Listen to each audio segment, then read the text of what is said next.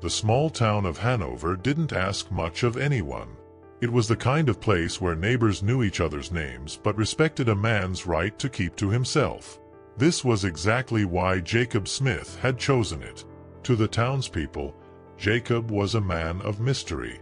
With his long dark hair often tied back, eyes as steely as the machinery he worked on, and a build that spoke of strength, he might have looked intimidating if not for the silence and patience that defined him. His days were spent in the dimly lit corners of his workshop, where the low hum of machines offered him a strange kind of solace. Engines, simple, straightforward machines, were his therapy. In their quiet hums and rhythmic clanking, he could almost drown out the memories that clawed at his mind each night. But Jacob hadn't always been a man of engines and solitude. Years ago, he was part of a world most people never saw, a world of underground fights and cold, violent chaos. Back then, he was known not as Jacob but as Steel Fist. He'd made a name for himself in a subculture where men with broken pasts and restless anger went to bleed, win, and lose. The fights were brutal, with fists, elbows, even bare-knuckled punches against men just as desperate as him. A bad night could mean a broken jaw or ribs, but a good night meant cash in hand and a momentary escape from the emptiness inside him. Back then, Jacob didn't care about consequences. He was young and angry, fighting for survival and something he couldn't even name, a kind of respect, perhaps, or just a chance to feel alive. But Hanover had become his escape. His workshop was a sanctuary where he sought peace in simplicity. He found himself appreciating the rhythm of ordinary life, the satisfaction of solving a mechanical puzzle, and the fading of his old scars, both physical and mental. The routine helped him stay sane. But every now and then, the past would claw its way back, like on those nights when sleep became a battleground of memories. He'd awaken drenched in sweat, fists clenched and heart racing, haunted by faces he'd long forgotten and the echo of cheering crowds. Yet he forced himself to believe he was free, that he was someone new. Until the winter night the gang rolled into Hanover. It was close to midnight when the town began to shake. Jacob was still awake, running an engine through its paces, when he heard the rumble of motorcycles approaching like thunder in the night. He looked up, catching the faint vibration in the air. In Hanover, a noise like that didn't belong, and in his gut, he knew something bad was coming. Then he saw them. A line of motorcycles, black as shadows, storming through the main street. At their head was Snake, a man who commanded instant fear.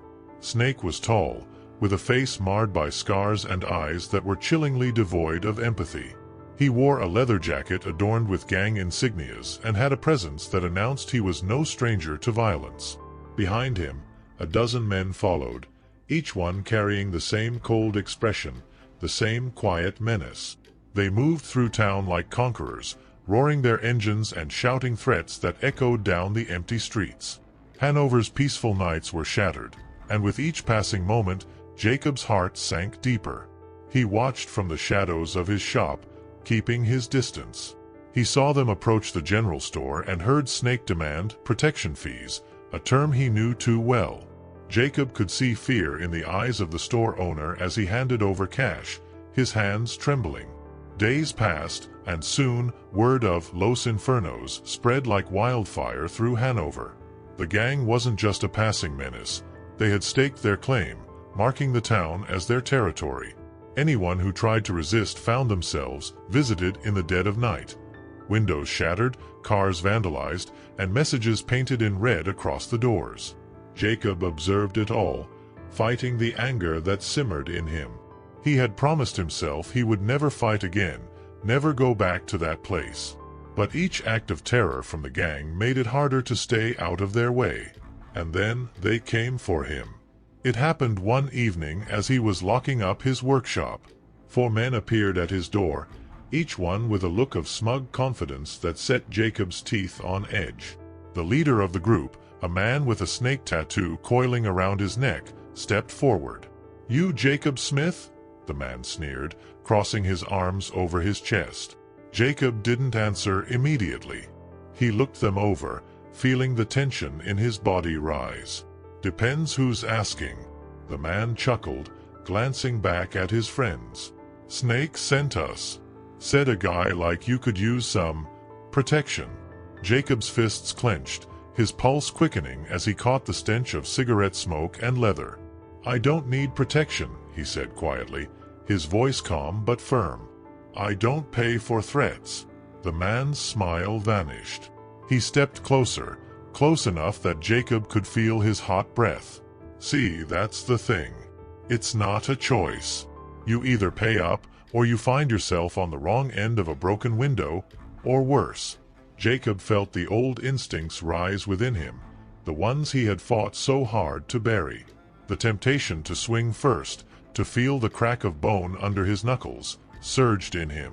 He wanted to show these men he wasn't just some mechanic. But he held back, barely. Instead, he forced himself to keep his voice steady. I'm not paying. Tell Snake he won't get a single dollar from me. The man looked him over, a flash of anger in his eyes. You're making a big mistake, Smith. With one last glare, he turned, signaling his men to follow. But before he left, he pointed a finger at Jacob. This isn't over. As they left, Jacob stood rooted to the spot, breathing heavily.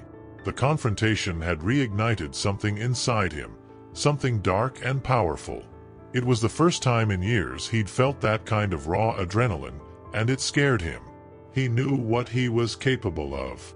But as he watched the gang members disappear into the night, he also felt something else, a glimmer of satisfaction. He hadn't backed down. In the days that followed, Hanover continued to suffer under Los Infernos. Shops were ransacked, and residents kept their heads low, desperate to avoid the gang's attention. Each night, Jacob could see them circle his workshop, watching, waiting for him to cave. But he knew he couldn't do it. Giving in would mean abandoning the peace he had fought so hard to build. Still, a sense of dread weighed on him. He knew Snake wasn't one to let go of a grudge. The gang leader was unpredictable, a man who wouldn't rest until he got what he wanted. As much as Jacob wanted to avoid a fight, he could feel it coming, like the quiet before a storm. The people of Hanover looked at him with newfound hope, as if they saw in him a chance for defiance. Yet deep down, Jacob feared that the only way to protect the town was to confront the shadows he had tried so hard to escape. And he wasn't sure he could walk away from that fight unchanged. Rumors spread through Hanover like wildfire. The townsfolk whispered of Jacob's defiance, of how he'd stared down the men from Los Infernos and refused to pay their protection money. For the first time in weeks, a faint glimmer of hope sparked in the eyes of Hanover's residents. They saw in Jacob someone who could stand up to the gang's terror, someone who refused to bend. But that faint hope only fueled the gang's anger. Snake was not a man to let defiance go unanswered. Jacob had hardly slept since the confrontation. His nights were restless, filled with dreams of fists meeting flesh and the metallic taste of blood, memories of battles fought long ago. And each morning, he'd shake it off, head to the workshop, and focus on the engines that didn't betray him. But he could feel a storm building, a sense that Snake's retaliation would come soon and come hard. He was just waiting for the moment. The sun had barely set when the door to his workshop swung open with a loud bang. Jacob looked up from under the hood of a truck to see 4 men from the gang standing in the doorway, their silhouettes casting long shadows across the dim room. The leader stepped forward, a different man this time, but his sneer was just as arrogant. "Jacob Smith," he called, dragging out the name like a taunt. "I hear you don't know when to quit." Jacob wiped his hands slowly, watching the men with a calm that belied the tension simmering beneath his skin. He could see the familiar hunger for violence in their eyes. These weren't men who came to negotiate. They had come for blood. "I told your boss," Jacob replied evenly, setting his wrench down with deliberate slowness. "I'm not paying." The man laughed, stepping closer and sizing Jacob up. "You've got guts. But guts don't count for much when they're spilled on the ground." 2 of the men flanked him, closing in, and the 4th blocked the exit. Jacob felt his pulse quicken, his body tensing instinctively. He forced himself to remain still, waiting, watching. They were testing him, hoping to see if they could break him with intimidation alone. "Look around, tough guy," one of them sneered. "You're all alone here. Just hand over the cash, and this can end without any accidents." Jacob's jaw tightened, but he stood his ground. "Get out," he said, voice low and hard, "or you'll regret it." The man closest to him, a wiry guy with a scar running down his cheek, lunged forward, grabbing Jacob by the collar. Jacob barely flinched. For a split second, he saw his old self in his mind's eye, saw his fists fly as he'd gone blow for blow in the underground fights. But he fought it down, clenching his fists to keep them from acting on instinct. "You think you're better than us?" the man spat, his fingers digging into Jacob's shirt. "Let's see how tough you are after we break you." But the man never got the chance to finish. In a swift, brutal motion, Jacob twisted his arm free and slammed his elbow into the man's jaw. The sound of bone cracking filled the room, and the man staggered back, blood dripping from his mouth. Jacob's heart was racing, the familiar adrenaline rush surging through his veins, but he kept his expression calm and unreadable. The others reacted instantly, closing in with fists swinging. Jacob ducked, deflecting the first punch and landing a heavy blow to the ribs of the man to his left. His movements were precise, honed by years of training and survival. Each punch he threw was calculated, controlled, but fierce. His body remembered the motions like a second nature he could never truly forget. The third man swung a tire iron, barely missing Jacob's head as he ducked in time. Jacob retaliated by grabbing a wrench from the workbench, meeting the tire iron with a clash of metal that echoed through the workshop. Sparks flew, and the man staggered back, cursing. The fourth man hesitated, glancing nervously at his wounded companions before charging forward, swinging wildly. But Jacob sidestepped him, using his own momentum to send him crashing into a stack of metal crates. Breathless, the men scrambled to their feet, fear now visible in their eyes.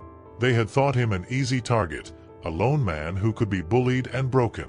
But Jacob had fought in pits far darker and deadlier than this, and he wasn't going to back down now.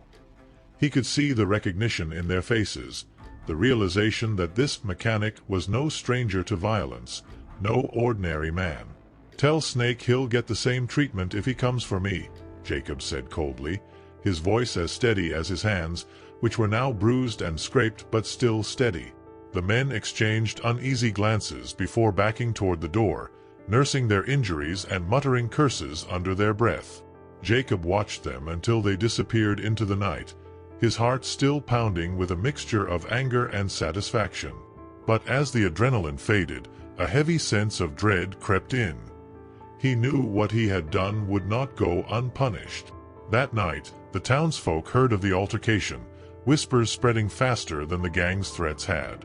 Some viewed Jacob as reckless, a man who had brought more trouble upon himself and perhaps the town. But others saw him as a symbol of hope, someone willing to stand against the gang's tyranny. And Jacob could feel their eyes on him now, watching, waiting for him to be either hero or martyr. As he cleaned the blood from his hands and locked up the workshop, Jacob thought of the peace he had come to Hanover for. He had built a quiet life here, far from the brutality of his past. But with each step back to his small apartment, he felt the walls of that peaceful life closing in. He'd spent years running from the violent man he had once been, burying that part of himself under the sound of machinery and solitude. But tonight, with bruises and split knuckles, he could feel the darkness creeping back. The town, too, was changing. People avoided the streets at night, lights in houses went out earlier, and the tension in the air was thick enough to taste. The gang's fury was palpable, a storm gathering on the horizon, ready to descend upon Hanover with full force. Jacob tried to sleep, but as he lay in bed, the memories returned. Flashes of the underground fights, of being surrounded by jeering crowds and fists flying from every direction. He had left that life to find peace, but it seemed the past would not let him go. In the early hours of the morning, he rose from his bed, went to the workshop, and picked up his old punching bag. For the first time in years, he trained, unleashing the anger, the fear, the old instincts that clawed within him. Each punch was a reminder of who he had once been, and as his fists struck the bag, he realized that Hanover's peace was slipping from his grasp. The only way to get it back might be to confront the past he had worked so hard to bury. Jacob awoke to the shattering sound of glass. He bolted upright in bed, heart pounding, instantly alert. The clock on his nightstand blinked 3:17 a.m. in cold, green numbers. Outside, the faint roar of motorcycles faded into the distance, leaving only the stillness of the early morning. He pulled on a shirt and rushed out into the cold. His workshop door was ajar, swinging on its hinges, and his stomach clenched as he approached. The scene was worse than he had imagined. Windows were smashed, shards of glass glittering under the faint light that seeped through the broken panes. Inside, the shelves had been overturned, tools scattered across the floor like casualties of a battle. The cars he'd been working on had been keyed, their once polished surfaces scarred with crude symbols and words of warning.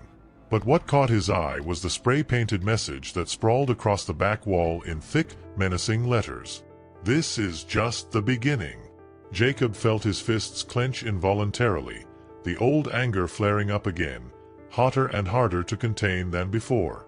Snake was making it clear that this was a message meant for him, and that the next time it wouldn't stop at a broken window or vandalized tools. He took a few steadying breaths, forcing himself to regain control. He could feel his old instincts whispering, urging him to go after the gang, to hunt them down one by one. But he swallowed the anger, reminding himself that he had left that life behind. Yet, as he looked at the mess of his workshop, he wondered how much longer he could keep his past buried.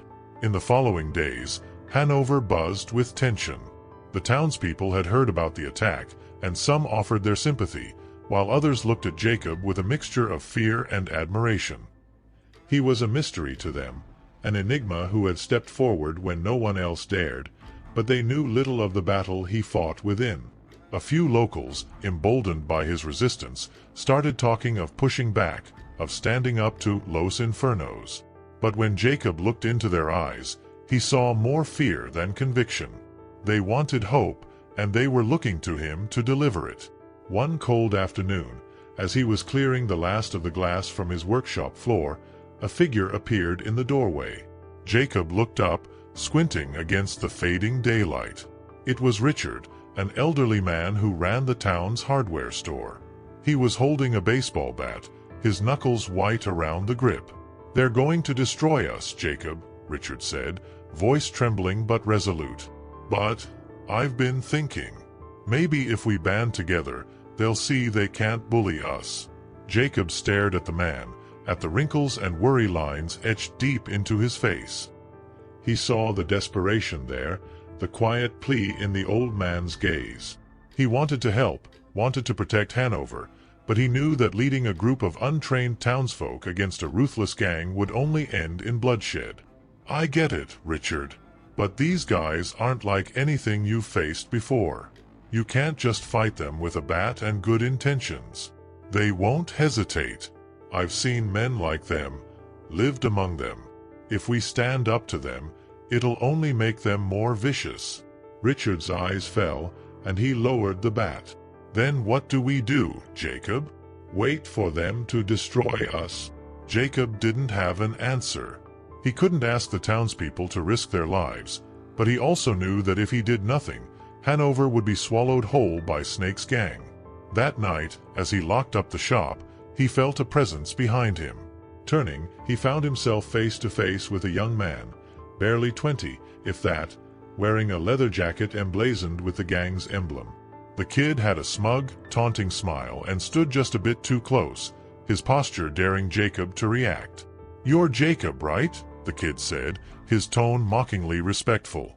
"Snake's got a message for you." Jacob's face was impassive, his voice calm. "Deliver it, then." The kid took a step closer, his expression hardening. "Back off. Leave town, old man. Hanover doesn't need you, and neither does Snake. Last warning." Jacob felt a surge of irritation, not at the words themselves but at the arrogance radiating from the boy. He remembered being that young, that cocksure, thinking he was untouchable. But he also knew where that path led. Without breaking eye contact, Jacob spoke slowly, his voice low.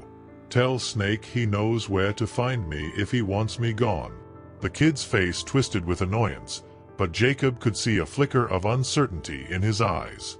"You're making a mistake, Smith." With that, the kid spat on the ground at Jacob's feet before backing away, still glaring, and then disappearing into the shadows. Jacob watched him go, feeling the familiar burn of adrenaline settle into his bones. He'd thrown down a challenge, and he knew Snake would answer it. The next morning, Jacob found his workshop even more fortified. Without being asked, some of the townspeople had left supplies at his door. A box of nails, wooden planks, even a few cans of paint. It was a quiet show of solidarity, a way for them to help without directly facing the gang's wrath. Jacob accepted their offerings with a nod of gratitude, knowing they were placing their hopes on him to protect them. Over the following nights, Jacob prepared in secret. He rigged his workshop with small deterrents, tripwires, strategically placed boards, makeshift barriers. The place became a maze of traps, meant to slow down anyone who tried to break in. The violence he tried so hard to suppress was rising again, simmering just beneath the surface. On the third night, the storm finally broke. The gang returned, more aggressive this time, armed with clubs, crowbars, and knives. Jacob heard them outside before they even reached the door, their laughter echoing in the quiet streets. He moved silently, positioning himself in the shadows, every muscle in his body tense and ready. With a loud crash, they broke down the door, flooding into the workshop. But they didn't expect what awaited them. One man tripped a wire, sending a heavy stack of metal pipes crashing down onto his back, knocking the wind out of him. Another cursed as he stumbled over a hidden board, falling hard onto the concrete floor. Jacob emerged from the shadows, his face hardened, his eyes cold. The men looked up, stunned by his sudden appearance. He took advantage of their hesitation, moving swiftly and striking the closest one with a brutal uppercut that sent him sprawling. Another lunged at him with a crowbar, but Jacob sidestepped and delivered a sharp jab to his jaw, sending him reeling backward. The fight was fierce, brutal, a reminder of the man Jacob had once been. But this time, he wasn't fighting for money or glory. He was fighting for the peace of Hanover, for a town that had given him a second chance. When the dust settled, 2 men were unconscious, and the others limped out, barely able to drag their injured comrades with them. Jacob watched them go, breathing heavily, his knuckles bloodied and bruised. He knew Snake would hear about this, knew that the retaliation would only grow more violent. But as he stood alone in his wrecked workshop, Jacob felt a strange sense of clarity. He could no longer avoid the fight. Hanover needed him. The people needed him. And for the first time in a long time, Jacob understood that he was ready to face whatever storm came next. The air in Hanover had grown thick with tension, like the quiet before a storm. After the ambush in Jacob's workshop, Los Infernos had gone silent, but the silence was worse than the threats. Every night, Jacob lay awake, listening for the distant rumble of Snake's motorcycles. Each passing hour brought the inevitable closer, and the townsfolk could feel it, too. They hurried home earlier, locked their doors, and whispered Jacob's name like a prayer, hoping he would be able to end this nightmare. But no one feared the gang's wrath more than Jacob himself. Not because of the violence Snake might bring, but because of what he might have to become to stop it. As he patched up his knuckles and cleaned the blood from his bruised skin, he knew that there was no way to face Snake without releasing the dark part of himself he had fought so long to bury. It was like a beast lurking just beneath the surface, waiting to be unleashed. A week passed, then 2. The townspeople were growing restless, nervous. Some pleaded with Jacob to leave, to save himself and spare Hanover further destruction. But Jacob knew better. Leaving now would only invite the gang to rule the town with even greater ferocity. No, he had to stay. He had to finish this. Then, one night, Snake struck. It began with the distant rumble of engines that grew louder, filling the quiet streets with an ominous echo. Jacob was in his workshop, ready, waiting. He had been preparing for this moment, though he hadn't told a soul of his plans. Around him, his workshop was fortified, every corner a trap, every tool a weapon. He had transformed it into a fortress, knowing that Snake would come with everything he had. The engine stopped, and a heavy silence fell. Jacob could see the shadows moving outside, figures shifting as they positioned themselves around the workshop. The dim light from a nearby street lamp cast long shadows across the cracked pavement. And then, in the doorway, he saw him, Snake. Snake stepped forward, his face twisted into a mocking grin, and his men followed, each one armed and ready for blood. Snake wore a leather jacket adorned with patches and scars, and his gaze was cold, calculating, as he took in the fortified workshop with a twisted smirk. "Well, well," Snake drawled, his voice low and filled with menace. "I always knew you were a tough guy, Smith. But you've made this more fun than I expected." Jacob's gaze didn't waver. "I'm giving you one last chance, Snake. Take your men and leave. Hanover doesn't belong to you." Snake laughed, the sound harsh and echoing in the stillness. "You're funny, Smith. But we both know you're not just some washed-up mechanic. I know men like you, men who pretend to be peaceful but who crave violence like air. You're just like me." Jacob felt his jaw tighten, but he kept his voice steady. "I'm nothing like you." Snake's smile faded, replaced by a hard, deadly look. "Then prove it." He nodded to his men, and they charged forward. Jacob sprang into action, his instincts sharper than ever, his mind calm in the chaos. The first man swung a crowbar, but Jacob dodged, countering with a brutal punch that sent him sprawling. Another lunged at him, a knife glinting in his hand, but Jacob disarmed him, twisting his arm until the blade clattered to the floor. The workshop erupted into a battleground, each corner alive with struggle. Jacob moved with lethal precision, his body a weapon honed by years of survival and pain. His traps worked like a charm. One man tripped a wire and was sent tumbling into a pile of metal scraps, while another stumbled over a loose board, leaving him vulnerable to a well-placed punch. Yet even as he fought, Jacob could feel the darkness within him rising. Each punch, each dodge, each moment of brutal force fed the part of him that had once reveled in violence. But he kept it controlled, kept it focused on one thing, ending Snake's reign over Hanover. And then, it was just him and Snake. Snake stepped forward, his gaze unwavering, and Jacob knew this was the final moment. Snake moved with a cruel, practiced grace, his fists raised, his eyes filled with a dark satisfaction. He was enjoying this. "Come on, Smith," Snake taunted, circling him. "Show me who you really are." Jacob stayed silent, his focus absolute. Snake swung first, a sharp jab that Jacob dodged, countering with a blow to Snake's ribs. But Snake barely flinched, grinning as if the pain only fueled him. He struck again, harder this time, and Jacob felt the impact reverberate through his bones. Snake was stronger than he looked, and he fought with a ruthless, relentless energy. Blow after blow, they clashed, each strike a test of will and endurance. Snake mocked him between punches, taunting him about his past, about his weakness, about his failed attempt to escape who he was. The words cut deeper than any punch, and Jacob felt the old rage begin to consume him, urging him to let go, to unleash the beast within. With a roar, Snake lunged forward, aiming for Jacob's face. Jacob dodged, sidestepping and landing a powerful punch to Snake's jaw, sending him reeling. But Snake recovered quickly, coming back with a brutal kick that knocked Jacob to the ground. Snake stood over him, a twisted grin on his bloodied face. "This is it, Smith," Snake sneered, raising his fist for the final blow. "You're nothing but a washed-up thug, and I'm going to prove it to the whole town." But as Snake's fist came down, Jacob rolled to the side, grabbing a wrench from the ground and slamming it into Snake's knee. Snake let out a howl of pain, stumbling, his confidence shattered.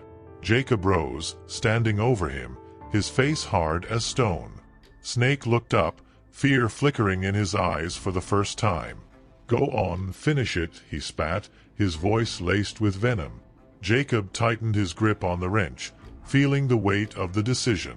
The rage within him screamed for vengeance, urged him to end Snake once and for all. But as he looked down at the beaten man before him, something shifted. Killing Snake wouldn't bring peace, it would only bind him to the violence he had tried so hard to escape. With a deep breath, Jacob lowered the wrench. "No," he said, his voice steady. "You don't deserve my hatred." He turned his back on Snake, walking toward the door as Snake writhed on the ground, cursing and snarling. Jacob felt the eyes of the townspeople who had gathered outside, watching, waiting. He met their gazes, and for the first time, he felt the weight of what he had become. A symbol of resistance, a man who had stood against the darkness without surrendering to it. As the police arrived, alerted by the townspeople who had finally called for help, Jacob walked away from the scene, his heart pounding with relief and exhaustion. Hanover was safe, but he knew he would always carry the scars of this battle. He had fought his demons and won, but the shadows would linger, a reminder of the man he had once been, and the strength he had found to change. In the silence that followed, as the townspeople surrounded him, Jacob realized that he was finally free. The aftermath of the battle left Hanover in a quiet, almost reverent state. As dawn crept over the town, the remnants of the fight were starkly visible. Shattered windows, broken wood, and scorched patches along the street where the gang's motorcycles had once roared. The townspeople slowly emerged from their homes, gazing at the battered workshop that had become a symbol of resilience. Jacob sat inside, nursing a mug of coffee, his fingers still bruised and his knuckles raw. He stared into the steam, the silence around him strangely soothing after the chaos. Outside, people had gathered, whispering in awe as they took in the sight of Jacob's workshop, a place they now saw as a fortress rather than a mechanic's shop. His once isolated life had been shattered, just like the windows he would have to repair. A knock on the door pulled him from his thoughts. He looked up to see Richard, the elderly hardware store owner, standing in the doorway, his face a mixture of gratitude and respect. "Morning, Jacob," Richard greeted him softly, his voice filled with a warmth Jacob wasn't accustomed to. "Morning, Richard," Jacob replied, setting the mug down. He nodded toward the townspeople gathered outside. "Didn't think I'd wake up to an audience." Richard chuckled, stepping inside. "Guess you're a bit of a hero around here now. People are saying you're the reason we can sleep safe tonight." Jacob shifted uncomfortably, his gaze drifting back to the shattered windows. "I'm no hero, Richard. Just a man who didn't know when to quit." Richard's eyes softened, a knowing look in them. "Maybe that's exactly what makes you a hero, Jacob. Some of us have been waiting for someone to stand up to that gang for years. You gave us a chance to breathe again." He paused, glancing out at the gathering crowd. "And I think it's time you started seeing yourself the way we see you." Jacob didn't reply, but Richard's words stayed with him, resonating as he looked out at the people who now depended on him. A few teenagers approached the door, eyes wide with a mix of awe and admiration. They fumbled with their words before one finally spoke up. "Mr. Smith, Jacob," the boy began, his voice uncertain but hopeful, "we heard what you did. We want to help you fix up the shop." Jacob studied their faces, seeing not just the admiration but also the respect they had for him, respect he hadn't felt in years. He nodded, his voice softer.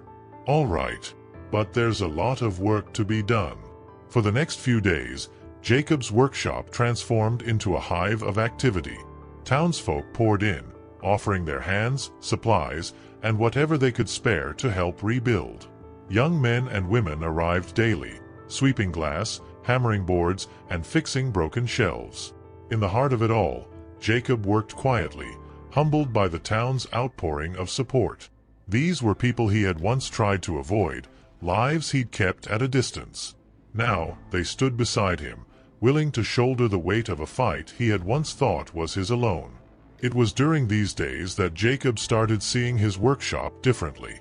It was no longer just a place where he fixed engines and tinkered with machines. It had become a refuge, a gathering place, a symbol of resilience and strength. The townspeople began to bring their young sons and daughters, hoping Jacob could teach them more than just mechanics. They saw in him a mentor, a role model, someone who had defied the odds and emerged from darkness to stand up for others. One afternoon, while adjusting the engine of an old pickup, Jacob glanced up to find a teenage boy watching him intently. The boy was thin, with wary eyes and a nervous energy that reminded Jacob too much of his younger self. "What's your name?" Jacob asked, wiping grease from his hands. "Ethan," the boy replied, his voice barely a whisper. I heard about what you did, about how you fought those guys." He paused, uncertainty in his eyes. Could you teach me?" Jacob's expression softened. He saw the same yearning in Ethan's eyes that he'd once felt, the desire to prove himself, to find purpose. But he also saw the danger, the thin line between confidence and violence, a line he himself had nearly crossed. He nodded slowly. "I can teach you how to fix things, Ethan. But you don't need to fight to prove you're strong." Ethan nodded, a mixture of relief and determination on his face.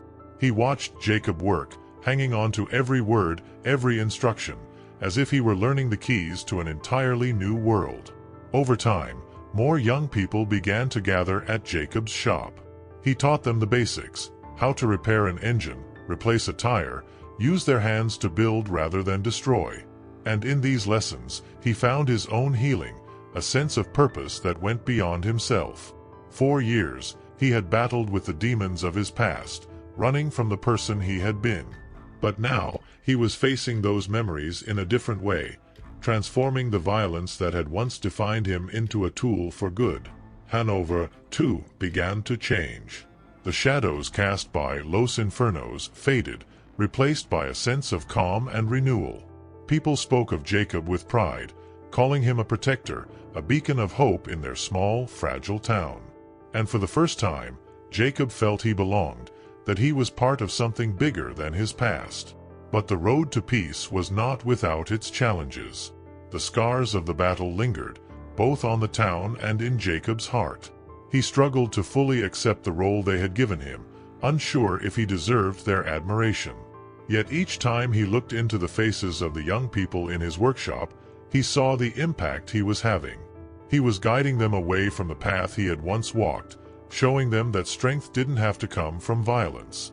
As the days turned into weeks, Jacob's workshop became more than a mechanic's garage.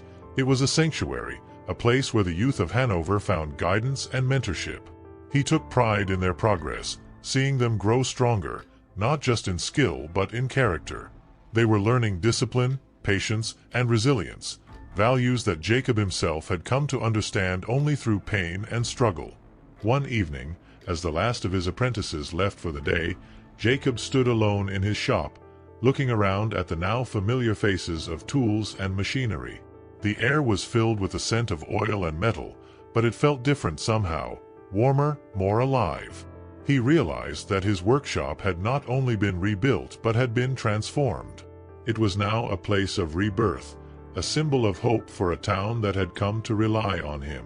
Jacob took a deep breath, feeling a quiet satisfaction settle in his chest. He wasn't a hero, not by the town's definition, but he had found something far more valuable: purpose. And as he locked up for the night, he knew that Hanover was truly his home now. He had stopped running, stopped hiding. In the silence of his small apartment, he felt at peace. The shadows of his past had not disappeared. They were there, always, waiting at the edges of his mind. But now, they no longer held power over him. He had learned to live with them, to accept them as part of the man he had become. And with that acceptance came the quiet understanding that he was finally free. Months passed, and Hanover was beginning to settle into a new era. Jacob's workshop had become a cornerstone of the town, not just as a repair shop but as a symbol of what Hanover had survived.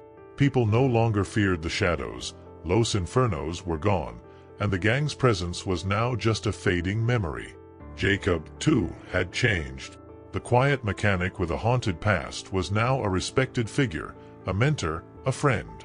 And as Hanover healed, Jacob found himself at the center of a community he'd once tried to avoid. It was a Saturday morning, and Jacob's workshop was alive with the sounds of hammering, laughter, and quiet instruction. Young men and women crowded around workbenches, learning the basics of mechanics under Jacob's watchful eye. The workshop had become a haven for the town's youth, a place where they could learn discipline, respect, and a trade that gave them pride. Jacob moved from one group to another, guiding hands and answering questions with patience he hadn't known he possessed. One of the young men, Ethan, who had been a regular since the battle with Snake, was working on a stubborn engine with furrowed brows and grease-stained hands. Jacob stepped up beside him, offering a subtle correction. "Try loosening it from the side," Jacob suggested, nodding to the engine block. "Sometimes the easiest way out isn't the first thing you see." Ethan nodded, his expression brightening as he followed Jacob's advice and heard the engine come to life with a satisfied purr. He grinned, pride in his eyes. "Thanks, Jacob.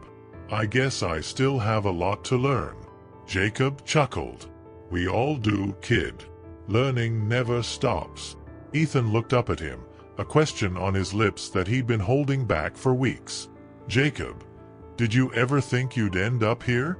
Teaching us, making this place what it is?"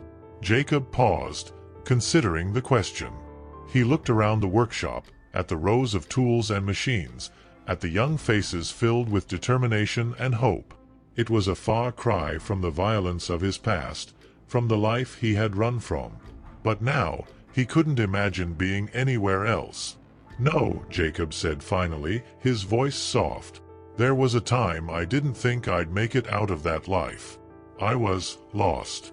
But sometimes, when you stop fighting your past, you find something worth living for. You're all the reason I stay." Ethan seemed to take in every word, nodding thoughtfully. "Well, I think you saved all of us too, Jacob. Not just from the gang. From a lot of things." As the day went on, Jacob felt the weight of those words sink in. He had spent so long running from his past, from the darkness that had once ruled his life. But here, in Hanover, he had finally found peace, not just for himself but for others who needed it. He wasn't a hero or a legend. He was simply a man who had chosen to do the right thing, a choice that had become a lifeline for him and for the people around him. The afternoon passed quietly, and as the last of his apprentices filtered out of the shop, Jacob began to close up. He was wiping down a workbench when he heard a faint knock at the door. Glancing up, he saw a young boy, maybe 12, standing in the doorway, his hands nervously twisting a worn baseball cap. Jacob motioned him inside, his expression warm. "Need help with something?" The boy nodded, shuffling his feet.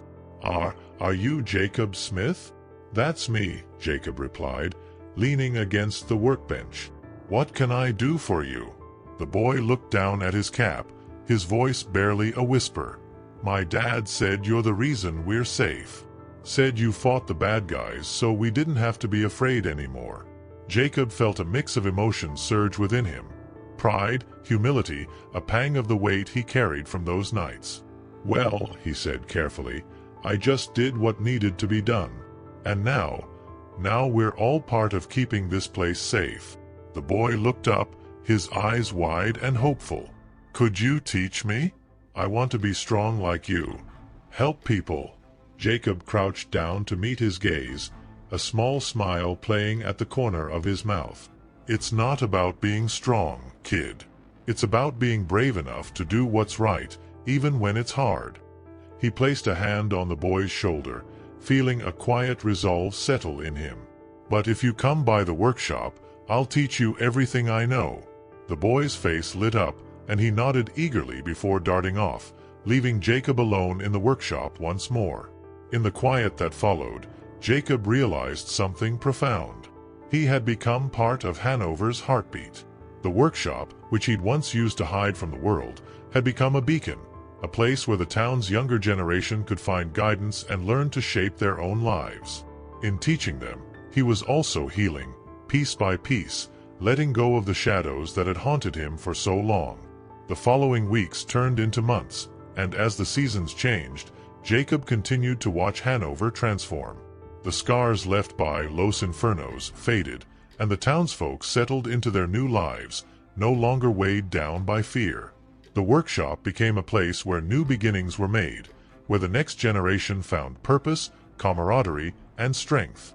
One evening, as Jacob walked through the quiet streets of Hanover, he saw the young people he'd mentored gathered in the town square, laughing, talking, sharing stories. They waved him over, calling out his name, their voices filled with the respect and affection he had never expected. Ethan, standing among them, lifted a hand in greeting. "Jacob, join us." Jacob paused, taking in the sight of them. These young men and women who had grown under his guidance, who were now shaping their own futures, unafraid. He nodded, a rare smile breaking across his face, and joined them, feeling the warmth of their presence, the bond that had grown between them. In that moment, Jacob understood that he had built something far greater than a workshop. He had built a legacy of resilience, of courage, of second chances. Hanover was no longer just a place to hide. It was his home, and he was its protector, its teacher, and its friend.